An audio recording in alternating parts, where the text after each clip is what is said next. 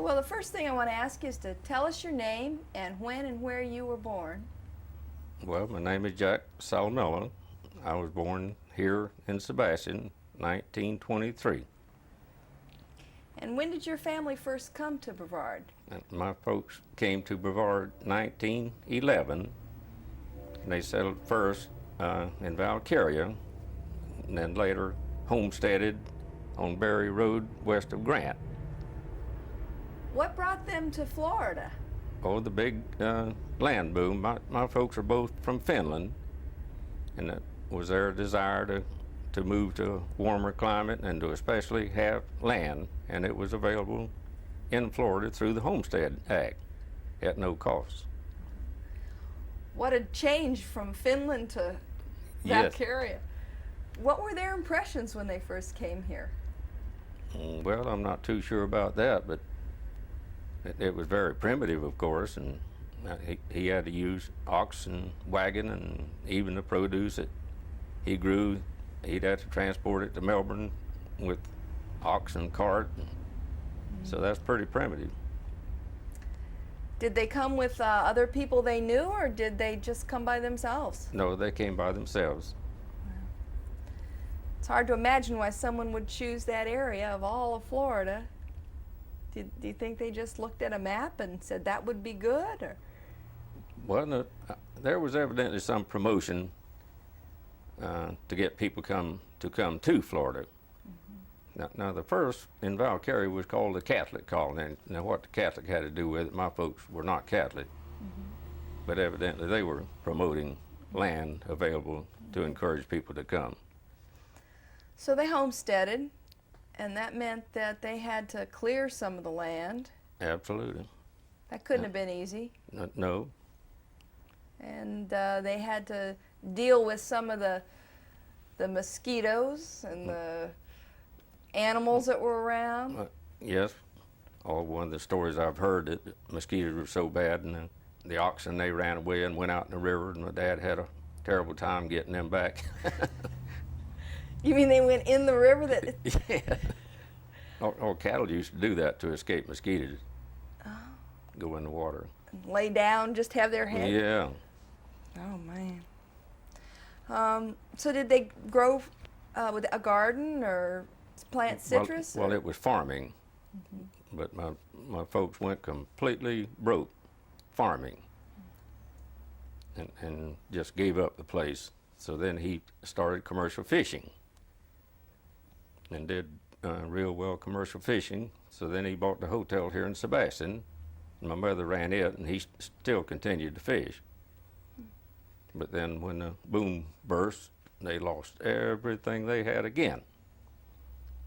But fortunately, they had bought their home, and the furniture was paid for, so he started back commercial fishing again. I guess there was still a lot of fish around. Yes. What would he fish for? Or mostly mullet, and some trout, and some pompano, and mostly mullet. So he had a little boat? Mm-hmm.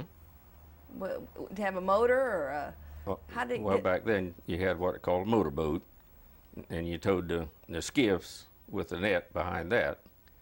Then you would anchor the motorboat and then row from there and find the fish and put the net around. Sounds like a tough job. Would it take more than one guy to do it? Well, it can be done with one guy. In most cases, it was two. They fish in the daytime or at night? Well, it can be done both ways. My dad mainly fished at night. I wonder why. Just cooler? Or? No, it was more successful fishing at night. Somebody said if you had a lantern, the fish would jump in your boat. You think? Yes. A little bit. Well, a little bit, yeah. Yeah, mostly you had a net on. So, what was the name of the hotel that y'all had? Oh, just it's a Sebastian Hotel. Where was that located? Well, it's right about where the traffic light is now. And there's a picture of it in the Tales of Sebastian. And you'd get tourists coming down from up north, or? Yes. What would draw tourists to this area? Well, adventure and good fishing and hunting and people coming down to buy land. When you were a little boy then, it was pretty wild around here. You were living at the hotel or at the Yes. house? Mm-hmm. Yeah. Well, I was born about a block north of there, and then my folks bought the hotel. What was it like coming up? What would you do when you were a Oh, kid? gee whiz, when we were kids, it was wonderful because we had such good fishing and hunting and You spent most of your time outside. yes. Well, my sister and brother-in-law, they had the fishing camp over at Sebastian Inlet back in the 30s, so I could spend as much time there as I wanted. And I did some commercial fishing with my dad, and then duck hunting, especially in the St. Johns Marsh, was just out of this world. Back then, the St. Johns Marsh, when you got out in the middle, you couldn't see the tree line on either side. It was that broad. And now it's just a very narrow piece left. That must have been something. There weren't too many people around. No. At one time, I guess, during the boom, the population of Sebastian got up to about 500. But then during the Depression, it was down around 300. Well, your memories must be pretty vivid of the Depression era. Yes. How would you get along? There wasn't much money around. No, there sure wasn't. Fortunately, the land, the home and the land that my folks bought had a small citrus grove. And just the harvest of the fruit from that small grove would be enough to pay the taxes every year. So that meant a lot. And you had fish to eat. And plenty of oysters and crabs and that kind of stuff. And I guess you grew a garden. Well, a little bit. Yeah. Wasn't as bad as folks in the city, I guess. You had. Well, I wouldn't think so, yeah. And then, by the way, all my sisters were born in Grant, but I was born here in Sebastian. Where would you go if you needed a doctor? Well, we had a local doctor, Dr. Rose. You a pretty good doctor? Well, we think so, but looking back, we seldom got sick. Oh, we might have the measles or the flu or something like that. But I hear that from a lot of people. They say we didn't need a doctor. Not so much. Let's talk a little bit about as you got older. You must have come of age just about the same time World War II was starting to happen. What happened to you then? Well, I was anxious to do my part, so I enlisted in back then it was called the Army Air Corps, and I went through flight training, became a pilot. Where did you serve? In Burma. So you got a lot of flying time in. Yes. Yeah. I guess while you were gone, they built a bunch of little airports around here. Well, no, while I was waiting to be called, I actually drove one of the dump trucks while we were building the airport here in Sebastian, and it's what's called an auxiliary field, where the people would come from Vero and practice landings and that sort of thing. And by the way, up to that time, that's the best job I'd ever had. I was working 12 hours a day, 7 days a week, making 50 cents an hour. Wow. Guess that was good money. They were building a lot of little fields around. All right. This one, Valkyria, Malabar, those are called satellite fields. And what did they use those for? What's that? What were they using those fields for? For training purposes. In this area, it was all Navy people. Where did you take your training? All out in Texas, and then fighter training was over in Fort Myers on the West Coast. Well, what happened when you got out of the service? Did you come back to this area? Well, just came back to Sebastian, and nothing to do then but a little more commercial fishing. But then my brother-in-law, he had a big wholesale fish business, and he's also starting a beer distributing business, and so we moved down there to go to work with him. But something about that venture failed, and I was kind of stranded down there. So I just went out to the airport and got my instructor's rating. Meantime, a flight school opened at the Melbourne airport, Robin Skyway. So I moved up there in '46 and worked as a flight instructor. Oh, tell me about that. What was that like? Well, that flying school was based around the GI Bill, whereby veterans could receive money to learn some vocation. In this case, they were learning to fly an airplane. Mm-hmm. And they would go on to be commercial pilots, or? In many cases, yes. I guess Florida had good weather for flying. Yes.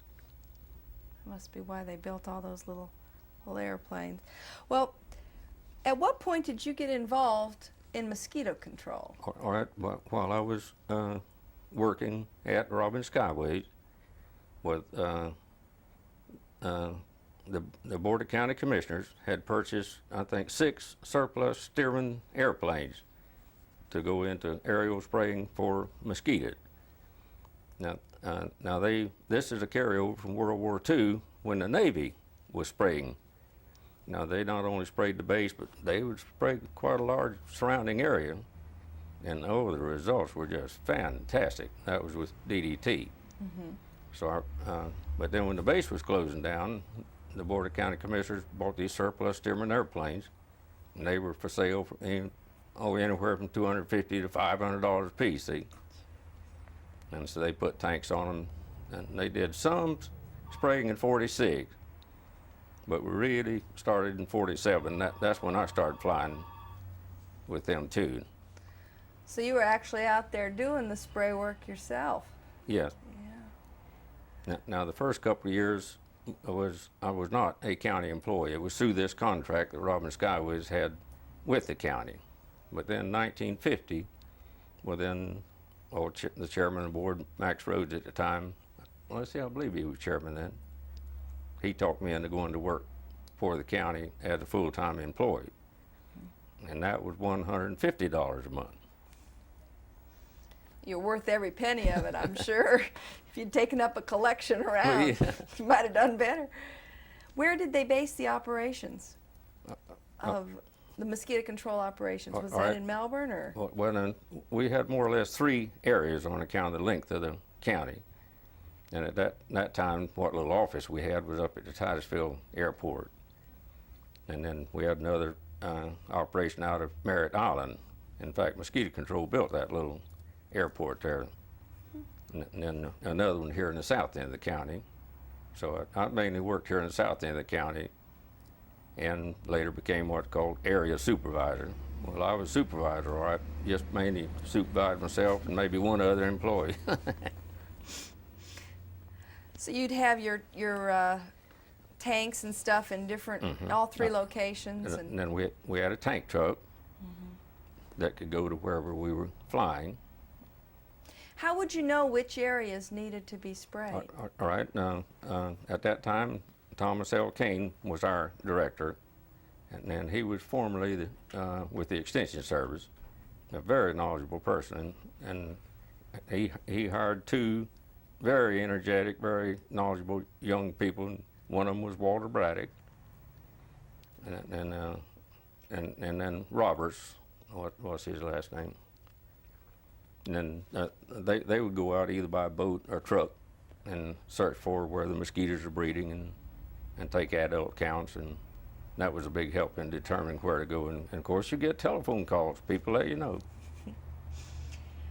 When you say get a count, maybe you could describe for us what would be involved with that. All right, now as far as larval count, you have a white dipper, and you dip in the water and count quickly how many larvae are in that dipper.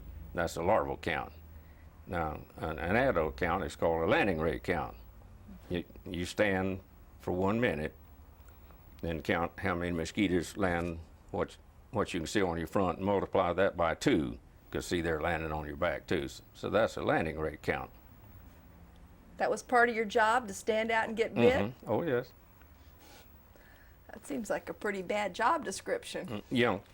Oh, and then we had what they call light traps. Mosquitoes are attracted to light. Not all species, but in this case, the mosquitoes that the worst problem to us, they are attracted to light.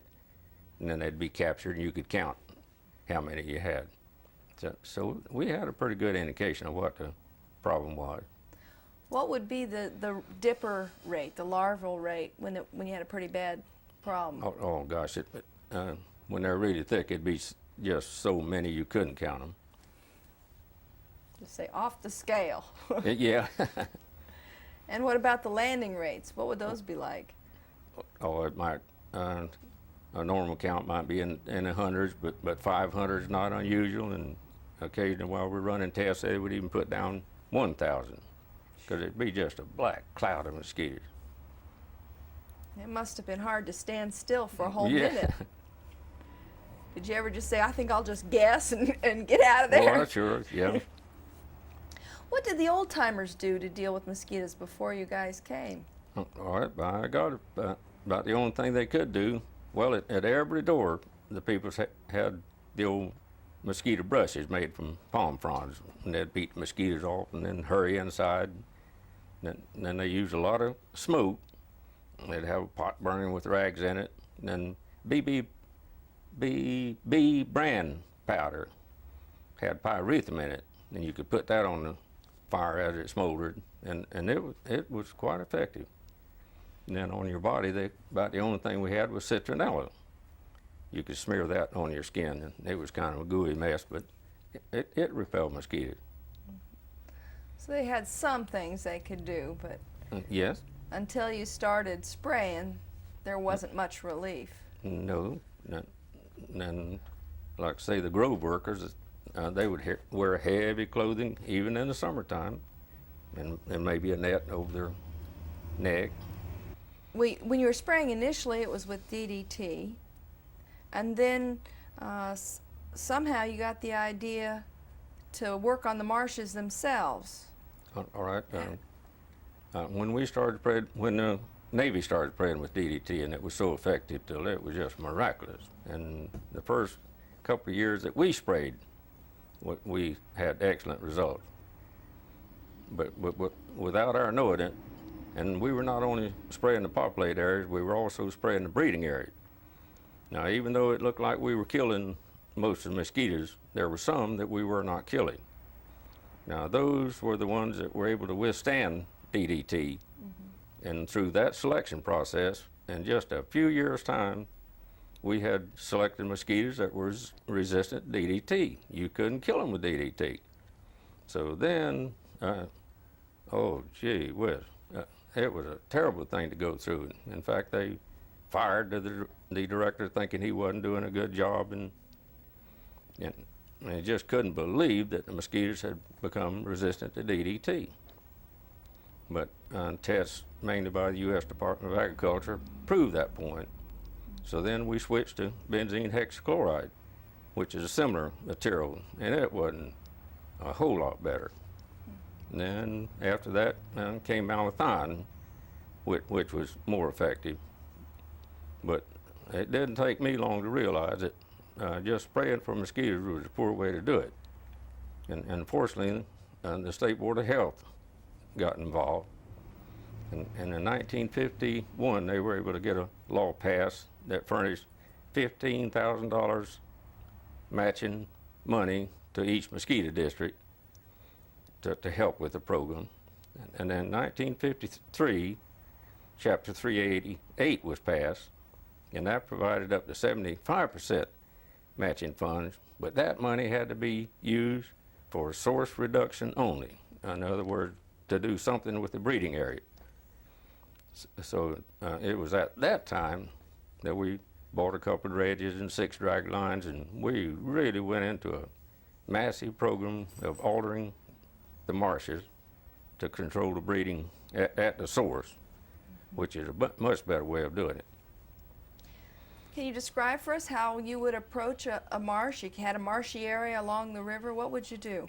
Well, now with the dredges, that is pretty much complete control. You just go in and just elevate the land until it no longer held water. But dredging was very expensive and very slow, and of course it just completely destroyed the marsh habitat. Now, another method is ditching. In some cases, it might drain the water off, and other cases provide minnow access. But not in Brevard County, we have no daily tide. So you could have a big ditch right here and a little hole over here still breeding mosquitoes. So now I'll give Dave Nesbitt, one of our commissioners, credit for encouraging us to study impoundments. Now, with impounding, you build a dike around this breeding area, and then during the breeding season, keep the marsh covered with water. Now, the reason you do that, our worst mosquitoes are floodwater mosquitoes. They do not lay their eggs on water. So if you cover the area with water, they do not have a place to lay their eggs. And then, of course, the minnow population builds up, and you got good predators to help also. So I think I played a big part in making the impoundments work. And I like that on account of the fish and good habitat for birds. So there must have been some way for the water to get in and out of the impoundment. All right, now to begin with, and especially on this big NASA project, we did it in 2 phases. One was to build a dike first and put water in there. We either did it with a pump, or here in the south end of the county, I did quite a bit with artesian weld. And then later, we could go back what we call phase 2, and then put in culverts so that the fish could go and come, and it was not necessary to keep those marshes flooded year-round. How many acres do you think were actually impounded in the county? Oh, it's between 20 and 30,000. That's a lot of work. That must have taken years. Oh, yes. What is the mosquito breeding season? I don't think everybody knows. When? Oh, it depends on the time of rainfall. We usually start getting rain about the 3rd week in June. Now, what's happening, that marsh has been dry up until that point. And floodwater mosquitoes, they lay their eggs over a long period of time. And those eggs accumulate, and they reach tremendous numbers per acre. They've been counted as high as 50,000 per square foot. All right, then when the rain comes, the whole marsh doesn't flood, but there'll be holes here and there that flood. And those areas, they don't stay flooded very long, but it only takes about 5 to 7 days from the time the egg hatches until the mosquito flies away. And then that hole might dry up again, so there's no chance of fish becoming established. All right, now when that repeats itself a few times, the population keeps getting bigger and bigger and bigger. Then you have what is called a huge emergence, and there are so many mosquitoes, they have to migrate in search of food. So that's when they travel great distances and fly into town, and that they might travel 20, 30 miles. One little mosquito. Mm-hmm. Well, they usually pick the wind and go with the wind. And Wow, I always thought they stayed pretty close to where they Yeah. hatched, no? What do they like to find for a host? What do they look for? They feed well, off of... with these mosquitoes, warm-blooded animals, of course, we're warm-blooded animals. They also, I guess, no reptiles, just... Well, some mosquitoes do feed on reptiles, but those are not a problem to us as far as nuisance. So there's 2 or 3 kinds of mosquitoes around here? Yes. Well, at that time, we had 67 species. Now with the Asian mosquitoes, I guess it's up to 69. But not all species are a big problem. In fact, some of them don't even bite. Huh. Well, is there anything good about mosquitoes? Do they do anything? Are they good for anything?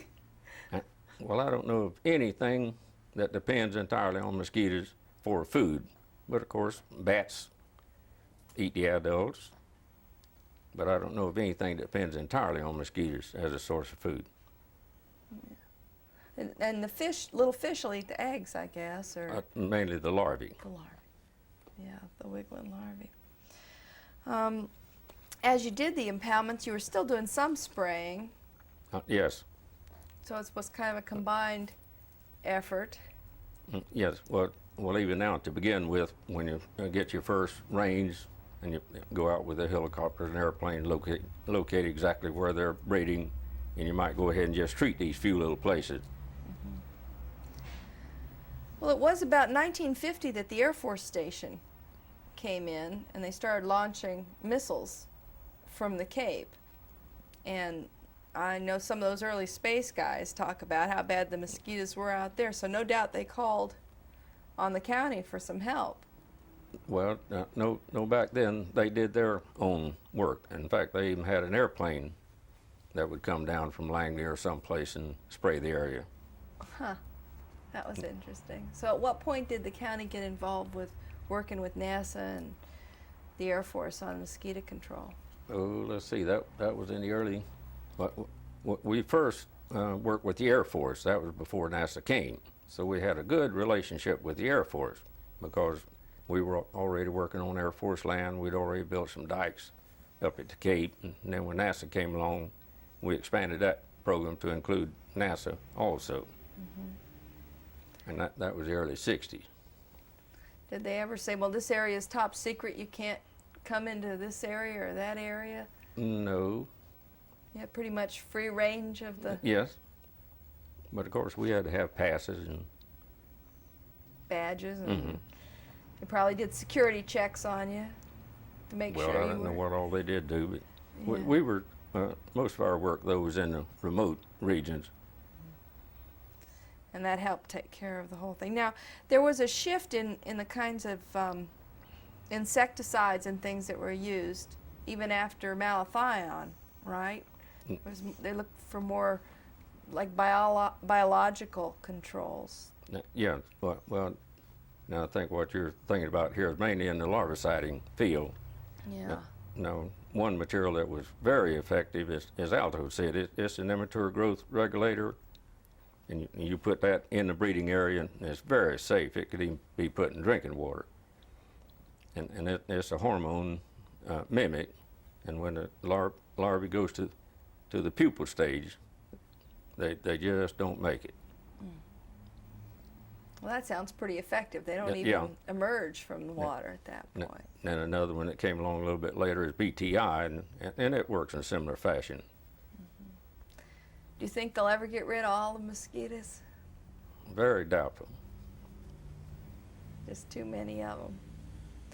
Well, all along you were also interested in wildlife and working with the wildlife people and Well, I think I was personally interested, and then Dr. Provost, the head of our research lab in Vero, at that time it was called the Entomological Research Center, and he was very instrumental in encouraging mosquito control to be compatible with the environment. So he and I were great friends and worked closely together, and he was a great influence for all of us. let's start off talking about some of the horror stories, the mosquito horror stories that you heard. You've got this lamp here. Yeah, well, I think I mentioned how the grove workers would have to wear heavy coats even in the summertime, and their stories. In fact, I've had it happen to me. This is a type lantern that the commercial fishermen use for, probably 40 years. At times the mosquitoes would get so bad, see, they're retracted to the light, they would close up these little vents and the lantern would go out. And then you might recall there was something in the paper just a couple weeks ago where Harvey Huntington mentioned the same thing. So I've actually had that happen to me. What kind of stories would people give you when they called up to tell you that you got to come out, do some spraying? Well, in most cases, people were just very nice just to call and let us know that they have a problem, and they knew that we could send people out right away to check and see maybe the breeding is right close to their home or what, and good possibility that we could locate the problem and solve the problem so it wouldn't reoccur right away. But there were times when the mosquitoes got real bad, and we'd get hundreds of calls per day. And there was times that we were, just overwhelmed. We can't cover the whole county every day. Back then, it took almost a week to cover the county. So at times people got a little bit impatient. But on the whole, I think that the county commission was behind you 100%. Oh my goodness! Now, see, the Mosquito Control District used to be completely separate. Now, the Board of County Commissioners was our governing body, but they, they would have a separate meeting for mosquito control, and we answered directly to the board. And I believe you'll find it in the minutes that it was stated that the mosquito problem was the worst problem that the Board of County Commissioners had to deal with. And that they just, in all my experience as director, just gave me nothing but 100% support. What would the meetings be like? What would they talk about? Well, of course, the meetings, mainly business meetings, the budgets and the costs. But if there's some problem, we'd go into that too. Looking for new ways to attack the problem? Now, the Board of County Commissioners didn't get too much involved with that on account of, we had our research laboratories to do that. And that was mainly handled through, it was the Bureau of Entomology then in Jacksonville. It's now called the Office of Entomology. But now since I retired, mosquito control has been put under the Agriculture Department.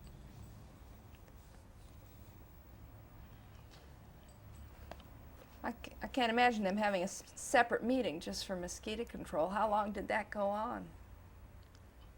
How long would each meeting go? No, I mean, how many years was it that the mosquito well, control had their own meeting with the commissioners? Now, the law creating the Mosquito Control District was passed in 1937. But now whether they were having monthly meetings or what back then, I don't really know. But then it continued until shortly before I retired. At which point you had a pretty good handle on the problem. Yes. I think people coming down from the north now just don't have any idea what they missed. Well, were there any particular county legislators that you remember as being especially sensitive to your problems? You mentioned Dave Nesbitt. yeah. Oh gosh, Mr. Fortenberg lived on Merritt Island. He had a sawmill business and I don't know what all else. He was the first chairman of the board that I remember. And then the next was Arthur Dunn. He lived in Mims, and they had groves and that sort of thing, so he certainly knew what the mosquitoes were. And Dave Nesbitt, he lived on Merritt Island, and later C. Sweet Smith Jr., and then Max Rhodes in the south end of the county.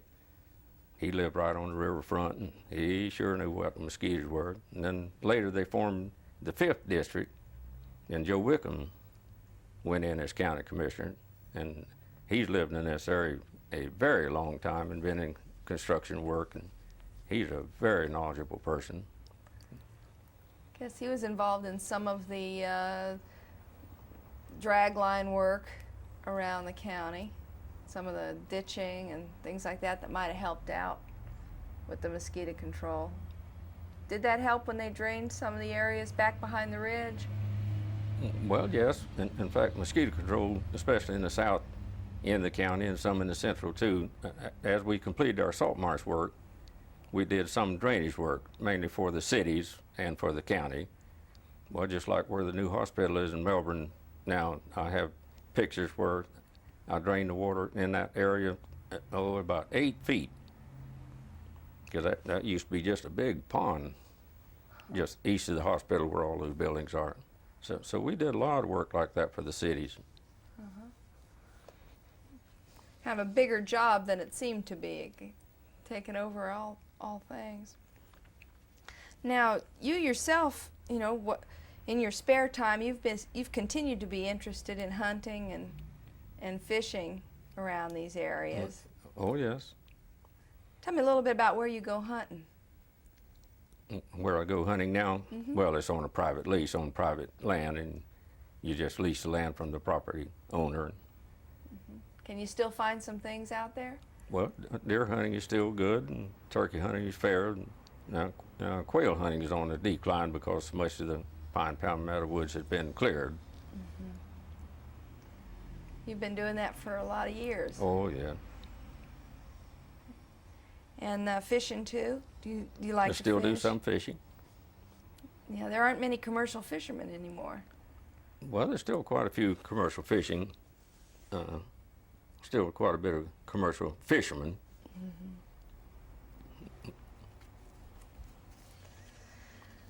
Did you ever have much to do with the local sheriffs and police departments? Well, occasionally they would call on us to do some search and that sort of thing. But then later years they got their own helicopter and did it themselves.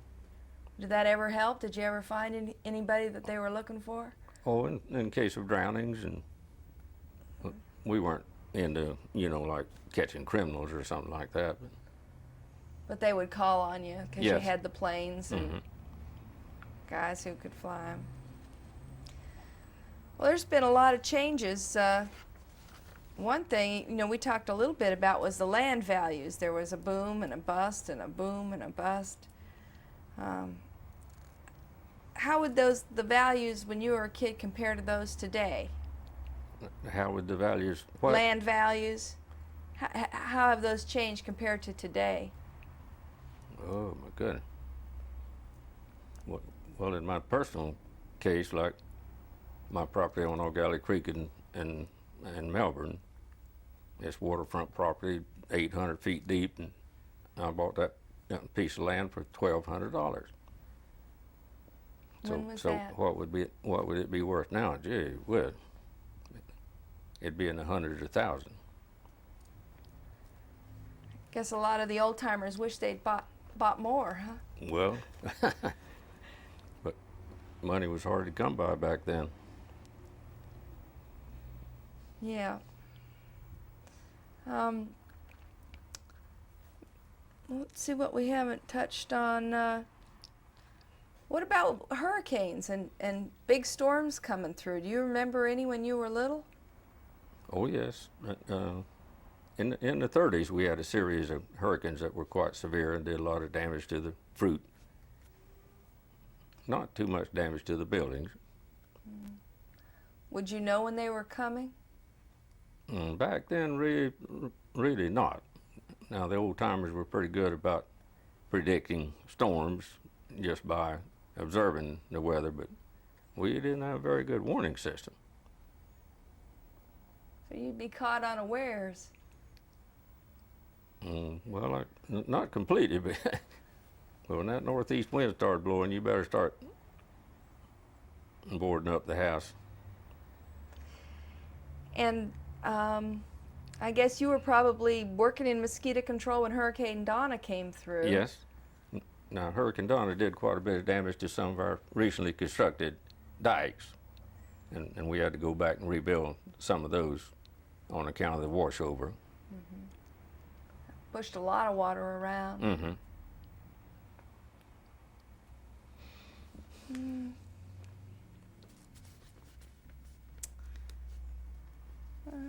Let's see what we can talk about here.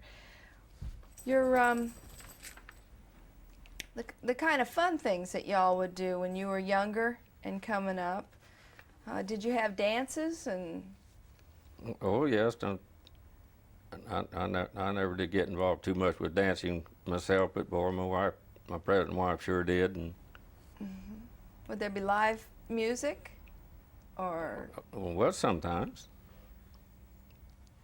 And would they have? Were there special places people would go, or where would you go for fun when you were a teenager? Oh, here in Sebastian, this big building right over here was a kind of a community center. Then later the hotel down on the river, where they had a dance floor, and they would have a live band. Were there? What would you do for like the 4th of July? Would there be any special? Or there'd be parades and that sort of thing. And in fact, I think people participated in things like that more back then than maybe even now. It was a big event. Indian River regattas. Do you remember when they used to have races out on the river? No, not here. Not so much. Did you ever go over to the beach? Oh, yes, but spent a lot of time over at the beach. But the way we got there was mainly to row a boat across to the Peninsula And then when hike we were kids. Yeah. Well, not too many automobiles when we were kids. Well, it must have taken you all day then, go over there. Well, yeah. Did your mama worry about you? Where were you? Well, I don't think so. Yeah. Not so many automobiles. What were the roads like? Well, now, just in our lifetime, see, this was a dirt road here, and that was old US 1. All right, then down by the river, all right, then that was a new US 1, and now it's back here again. So it's moved 3 times in our lifetime. I have heard that the old road was just a couple of ruts. Shell. Yeah. You had to be kind of careful if you met an oncoming car. Yes. Did your family get a car? Can you remember that first car? Yes. What was it? Oldsmobile.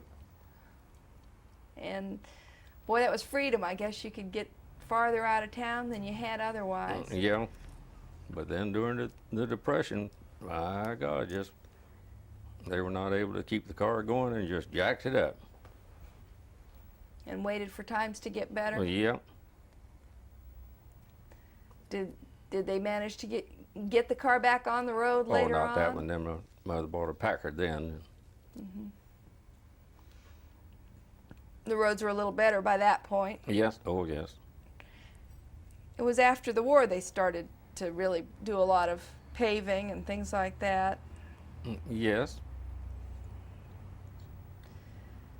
What about the railroad? Did you guys ever ride on the railroad to go yes. places? Yeah, we'd even ride a train from here to Vero. I think it was a dime. Kids just go by themselves and get on the train? Yeah. Would there be a conductor? Yes. He watch out for you a little bit, or Well, I don't think there was any problem. you weren't spray painting graffiti on the No. No. Do you remember any of the first planes that came through here? There must have been a few when you were a little kid. Oh gosh, when I was a little kid, if I heard an airplane coming, man, I'd practically tear the screen door off getting out to see it go by. And so they were few and far between.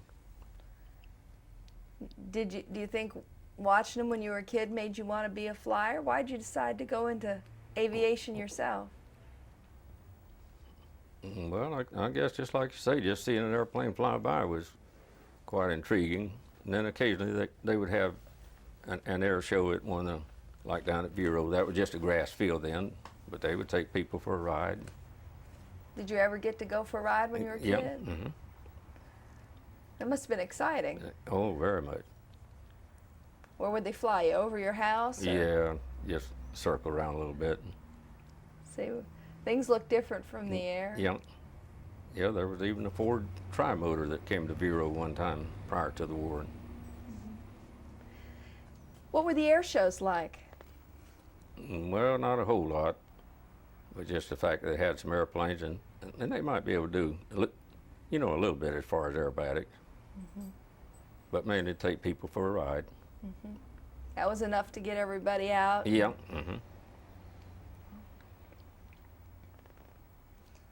What early businesses do you recall when you were young? Where would your family go for their food and staples?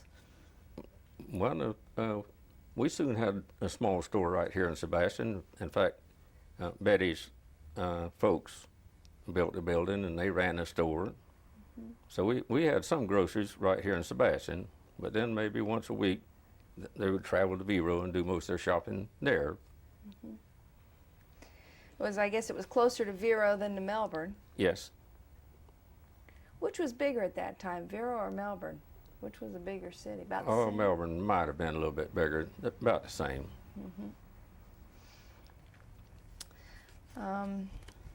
Oh, I think we're doing pretty good here. Do you remember any memorable court cases? Any memorable court cases? No, I don't think so. Okay. And we talked a little bit about when you went to elementary school. Well, where did you go to elementary school? Well, no, Betty and I, we weren't the first class at what we call a new school. That's where the city hall is now. But it had not been open long when we went there, and that's out on Main Street where the city hall is now. And for high school, where'd you go? All right, then we had to go to Vero. Were you on any sports teams? Well, no good. It was difficult. See, we had to ride the bus, and if you stayed on to participate in that, you had to have a ride home, which we didn't have. Yeah, too far away. Did you play sports around here? Did you have Oh yes. a little baseball Mainly team? baseball, yeah. I've heard there was some semi-pro baseball that was played around. Did you ever see any of those games? Organized teams with uniforms and everything? Well, now Betty's brother was a real good pitcher, and he got involved in some of that, but it was out of town. It wasn't here. That makes sense. What about newspapers? Was there a newspaper that served this area? Or the Florida Times Union from Jacksonville and the Miami Herald from Miami, and then the local Vero paper. I think they published once a week. But what, the train would bring in the other papers, or wonder how they got here? No, I think they came by bus. That makes sense. What about church life? Was there a church around here that your family attended? Our main church was a Methodist church just across the railroad track on Main Street. And that's been here a long time, I Yes. guess. Your parents might have been some of the first people to attend that church, huh? Now, my parents did not attend the church. See, my dad worked at night. But then, of course, Betty and I, we would go to church there. Yeah, tell us about your work with the Wildlife Service. All right, when NASA bought their part of the land, which was a huge piece of property, it included a lot of marshland, and they, I don't know at that time, had already brought, but they were planning to turn that part over to the U.S. Fish and Wildlife Service to let them manage that part. And to begin with, it looked like there was going to be a conflict between what mosquito control wanted to do and what U.S. Fish and Wildlife Service wanted to do. But NASA, I had to ask the question, which is more important, mosquito control or wildlife? And they said, well, there's no question, we've got to have mosquito control. But anyhow, I did not use that as a mandate to do whatever I saw fit. I wanted to prove that mosquito control and wildlife were compatible. And I think I was very successful in doing that. Tell me some of the ways that you worked that. Well, after we had built our mosquito impoundments, it just made a wonderful place for ducks and wading birds to feed. But then we still had a problem where those vast marshes were excluded to the estuary. So we installed culverts with flap gates and so that the fish could go and come, and then the fall year just go ahead and open those culverts so that they would be open to the estuary. And that's proved to work real well, and these impoundments are just wonderful nursery areas for snook and tarpon and all sorts of marine life. A lot of people like to fish out there now. Yes. Now to begin with, our local Department of Natural Resources was not at all cooperative. They didn't want to cooperate with us at all. They'd prefer that the dikes not be there. But now in more recent years, the St. Johns River Water Management District, they have certainly gotten interested, and they've been able to provide funds to buy culverts to add to what we already have, and that's been a great benefit. In a way, it sounds like they're going back to some of the things that were done early on. Well, just adding to it. Well, I know you were recognized for your contribution to wildlife. Yes. Maybe you could tell us about that. Well, after I retired, well, I got a message and invited to go to Washington, D.C. to receive the Distinguished Service Award, I believe it's called, from the Department of Interior, and the expenses paid, and that was great. It was really wonderful. And this was from the Department of the Interior, right? Yes. Well, it seems curious that the Department of the Interior would be honoring someone who had been involved in mosquito control. Well, as far as I know, I'm the only such person to have received such an award. Then later, in fact, I guess it was next year, within the state, our local state organization, they gave me the first Provost Award, and that was named after the late Dr. Provost, that was the head of the lab in Vero. And this was because you were sensitive to the environment. You were trying to balance things. Yes. That's not an easy thing to do. Well. You know, a lot of people telling you how they want it. Yeah. And my job was a little in jeopardy doing those kind of things, because I had to take risks, but I knew I had the organization that could back what I wanted to do, and I felt safe in doing it. But I served strictly at the pleasure of the board, and I could have been fired at any time, if something went wrong. You had some hard decisions to make. But you have to think about that. And no other person serving on that committee was under that kind of pressure. Yeah. So you're always trying to deal with keeping the mosquitoes down, but doing it in a way, with least harm to the environment, yeah, and or better yet, to enhance the environment. Well, you'd grown up in the country when you knew how nice it could be. At least you had an idea of what you were shooting for. Maybe better than somebody who'd come in lately. Possibly. Didn't have a sense of it. So what would be sort of a harmful approach? Well, the way we first started was nothing but aerial spray with DDT for both adults and larvae.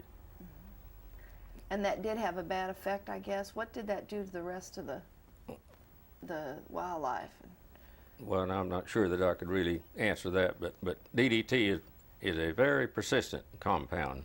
In other words, it doesn't break down rapidly. And they have accused DDT of being responsible for the thinning of the eggshell on the eagles and that sort of thing. But see, I'm not in a position to answer to that. But now when they spray, they're using altogether different material, and it's not wide, like in the marshes. It's not just spraying the whole marsh. It's going out with a helicopter and finding exactly where the larvae are, and in most places spraying real small holes, seldom placed much bigger than this house, and it can be done very precisely. And we were the first district in the state to use helicopters and mosquito control. And I was able to do that through our agreement with NASA and the Air Force, which provided funds. Well, gee, that was a good match then. They had the interest and some money to spend, and you were able to refine your approach. Yes, and they even added 2 drag lines to our list of equipment to accelerate the program, and that was a big help. I've heard from some of those old Cape workers, when they first went out there, they would dress like the hands you talk about out in the groves. Mm-hmm. And I guess they got extra pay because the mosquitoes were so bad or something. Well, I don't know about that. Okay.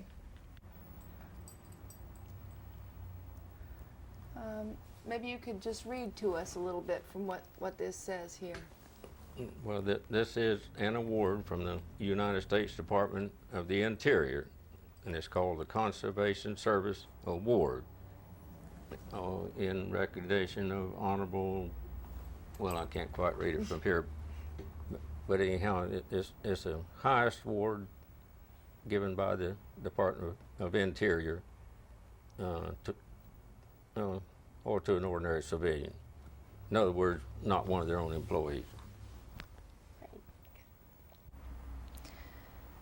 Maurice W. Provost is the person being memorialized by this association in the form of an award to an outstanding person meeting certain criteria, and because it carried the highest recognition and prestige, great care must go into the selection process.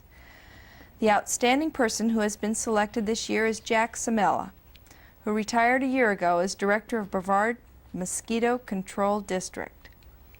I'm sure we all agree that there is no one in or outside of this organization who is more deserving to receive the very first Maurice W. Provost Memorial Award than Jackie.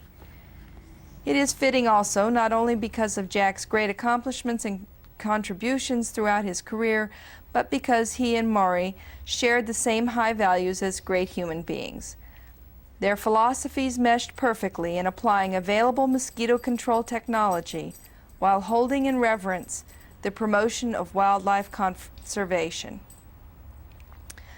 Jackie is a student, a wildlife conservationist, a scientist, a dedicator of self, a cooperator, an organizer, a doer, a moderator, a teacher, a lover of family and good values, an appreciator, a friend. He will never stop being these things because these and many other attributes demonstrate what he stands for, and they comprise the influence and influence his outlook on life.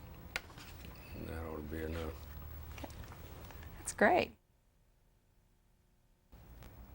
Tell us, if you will, about the story of the seaside sparrow. Yeah, well, the story of the dusky seaside sparrow is a very sad story. Now, when we began flooding the marshes on NASA land, where most of the duskies were, we were doing what called phase one, just build a dike and capture as much rainfall when we could to carry us through the fluctuations in rainfall. And consequently, the water level at times was high enough that it was reducing the vegetative cover. And that was cover that the dusky seaside sparrow needed for nesting and feeding.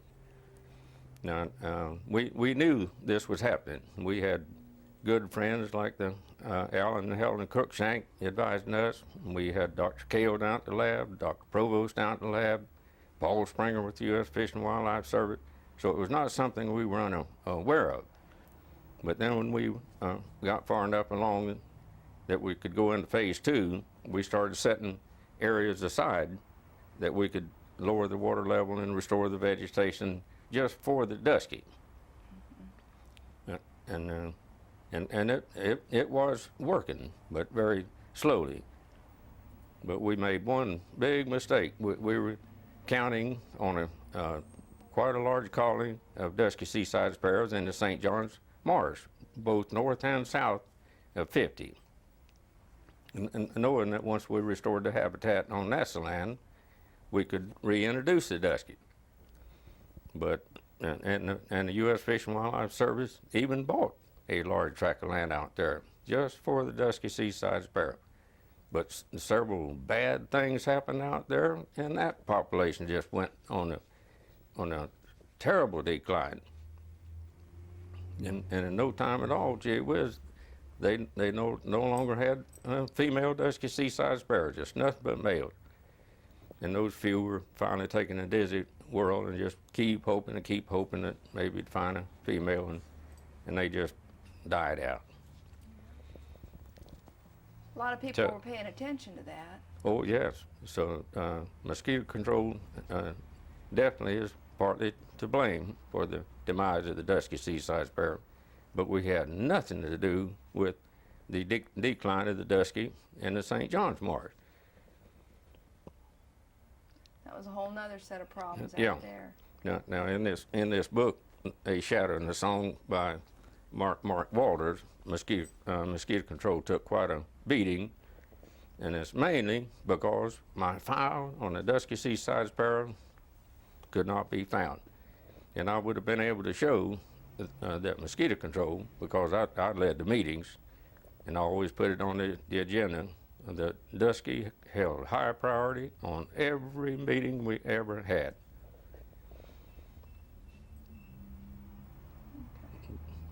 But we didn't. Either we just relied too heavily on the reintroduction, or what we were doing was just too little, too late. Well, a lot of people were trying, but maybe it was too late. Yes.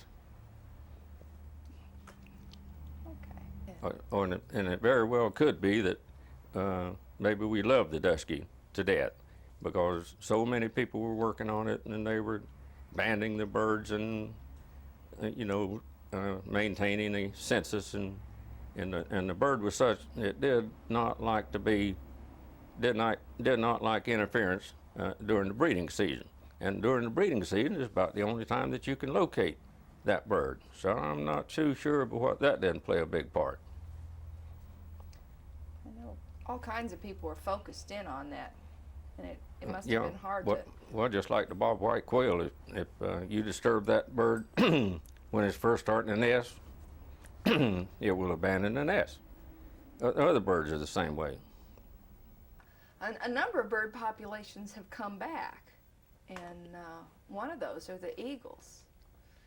Tell us a little bit about how the eagle and the osprey can get along. Well, it's common practice, and I don't know if you see it so much now, but when I was a kid, you see it quite often. When the osprey would go out and make a catch, and when they were headed back to their nest, well, then the eagle would intercept them and dive at them and make them drop their fish. Well, then the eagle would catch the fish in midair. So they were really stealing the fish from the osprey. I didn't realize eagles did that. Yeah. Well, they'll catch all kinds of things. The eagles themselves, they go for like little rabbits and things too, don't they? Or I just don't fish? know so much as that, but an eagle is also like a vulture, that they'll feed on carrion. Really? Well, there are quite a few of those out there on the Cape now. Mm-hmm. They've had some successes there. You were mentioning something about the bobwhite, or the quail. What can you tell us about that? Well, I've done a lot of work on the bobwhite quail, and I followed mainly what Dr. Stoddard at the Tall Timbers Research Center developed back in the 30s on how to increase the bobwhite quail. At that time, those big plantations, they relied heavily on quail hunting, but when they discontinued cotton farming on account of the boll weevil and planted pine trees, well, the bobwhite quail population declined drastically. So they hired a forester by the name of Herbert L. Stoddard to make a study and find out what they need to do to bring the quail back. Well, he determined at a very early age, or probably already knew, that the lack of controlled burning was a big part of the problem. So he reintroduced what we call prescribed burning, to open up the area and get a diversity of plants, and oh gosh, it just immediately started restoring the quail. So I've done a lot of that in our local area and at our hunting club to restore the quail population, and it's very effective. How do you manage a controlled burn? Well, that's almost a profession in itself. Number one, you have to study and pass an exam and be certified to even get a permit to do that, because it has to be done safely and in the right manner, with the right temperature and the right time of year and all that sort of thing. I know they do that out on the Cape. Mm-hmm. All right, the U.S. Fish and Wildlife Service does the same thing. How do they limit where it's going to burn? Is there a way to do that? Well, you have to have a baseline. It either has to be a plowed strip or some natural barrier, which is on the downwind side of the area you're going to burn. And when I'm saying downwind, you have to pick the right day so that you know the wind's going to stay from the same direction. You don't want to start a fire here and then have the wind go around, come in from another direction. So you start at the downwind side and establish your baseline with a backfire. It just backs slowly into the wind. And once you get your baseline wide enough so that the fire won't jump, well, then you can move up and you can either start head fires or flank fires to finish out the area. And what does the burn actually do? All right, well, the main thing the burn does is to reduce the organic cover that just smothers out the plants that you need for quail or whatever you're working for. Does it affect the trees that are in that area? No. See if you pick the right time and the right wind. Now, the best condition for burning is when it's so wet till it requires a strong wind to carry the fire. All right. So then the temperature at ground level is not very high. They call that a cold burn. That doesn't quite make sense, but it's a low heat burn. All right. Then the wind is taking the heat and dispersing it without it going straight up. And most of the time you can burn underneath pine trees without even scorching the top. That's quite an art form. Yes. Well, the early ranchers used to do some of that. Well, they still do a lot of that, yes. Their purpose was to get some, I guess, new grass. Mm-hmm. Yeah. But I don't think they were as careful as y'all are now. Well, maybe not. They had big open plains and nobody around. And Yes. it was kind of a different thing. But I know they do that out at the Cape. We see the smoke sometimes. And, Yes. well, it must be a burn because it's too big for anything else. Yeah. Oh, they do an excellent job. Well, mosquito also carried disease. Well, did you ever feel the effects of the things that were borne by mosquitoes? Oh, gee, when we were kids, it was malaria was very common, and it's a very devastating, debilitating disease. It takes a long time to get over. And I don't think people much know what that's like. How do you feel when you have malaria? oh, just fever and ache. Kind of like a flu. Mm-hmm. Very similar to the flu. But with mosquito control, that's pretty well been taken out, hasn't it? Well, it's been pretty well.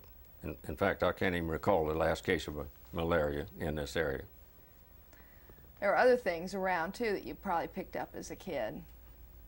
Well, I guess back then we always went barefooted, and gee whiz, every summer would get ground itch. Well, that's nothing but the hookworm larvae that come from human fecal material. Mm-hmm. And how would your mom treat you? Take care of that? Well, locally, about the only thing you could do is prick it and dose it in iodine or kerosene or something like that, hoping to kill the larvae. And of course, if you could do that, it would not go on into your intestine. Did y'all use a lot of home remedies, or did you go to the doctor when something like that happened? Well, like I say, we had a local doctor, Dr. Rose. Mm-hmm. One of the other people we interviewed said the doctor had come out and worm all the kids once a year whether they needed it or not. Was your mother a believer in castor oil? Oh, castor oil, yes. Not very tasty, was it? It sure isn't. And cod liver oil? Yes. Yeah, we don't do that much to kids these days, I guess. No, but, well, with our food supplements, we get vitamin D from other sources. Mm-hmm. But was there a public health department, or was it just pretty much everybody took care of themselves, or how would you deal with when flus had come through, or? Well, I don't remember any public agency that would take care of the public, but like I say, we had our local doctor.